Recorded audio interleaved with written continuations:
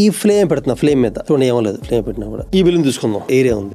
So point ఏంటంటే నేను పోసిన వాటర్ ఎక్కువ కాదు, జస్ట్ కొంచెం వాటర్ టచ్ చేసిన ఏమో లేదు. ఫర్ ఎగ్జాంపుల్ ఇప్పుడు ఇందాక ఈ బెలూన్ పెరిగిపోయింది కదండి, ఈ బెలూన్ లో లాటెక్స్ లోపల ఎయిర్ ఉంది. Rubber is a poor conductor of heat. అంటే రబ్బర్ లో ఒక పాయింట్ దగ్గర హీట్ టచ్ అయితే ఆ పాయింట్ రిమైనింగ్ స్ప్రెడ్ అవ్వదు, అక్కడ ఉండిపోతుంది హీట్ మొత్తం కూడా. దాని ఏమవుతుంది, క్యాండిల్ ఆ ఫ్లేమ్ లోని హీట్ మొత్తం బెలూన్ లో సింగిల్ పాయింట్ లో అలా హీట్ అవడం వల్ల ఆ పాయింట్ ఆ లేటెక్స్ రబ్బర్ ఉంది కదా దాని మెల్టింగ్ పాయింట్ రీచ్ అయిపోతుంది. అదే మనం వాటర్ పోసాం కదా, వాటర్ కి స్పెసిఫిక్ హీట్ కెపాసిటీ చాలా ఎక్కువ. అంటే ఎంతో హీట్ తీసుకుంటే గానీ దాని టెంపరేచర్ కొంచెం పెరగదు అనమాట. ఆ హీట్ ని బెలూన్ రబ్బర్ దగ్గర నుంచి వాటర్ వెళ్ళిపోయింది హీట్. ఇంత వాటర్ ఉందనుకోండి, ఇప్పుడు హీట్ టచ్ అవుతుంది కదా, కింద ఉన్న వాటర్ హీట్ అవడం వలన దాని వెయిట్ తగ్గి అది పైకి మూవ్ అవుతుంది, పైన కూల్ వాటర్ కింద మూవ్ అవుతుంటుంది. అంటే transfer of heat through movement of molecules. మీరు కావాలంటే వెజల్ లో ఎప్పుడైనా స్టవ్ కింద వాటర్ హీట్ అయ్యి పైకి వస్తుంటుంది కంటిన్యూస్ గా, పై వాటర్ కిందకి వెళ్తుంటుంది చూస్తే మీరు. అంటే హాట్ వాటర్ రైజ్ అవుతుంటది.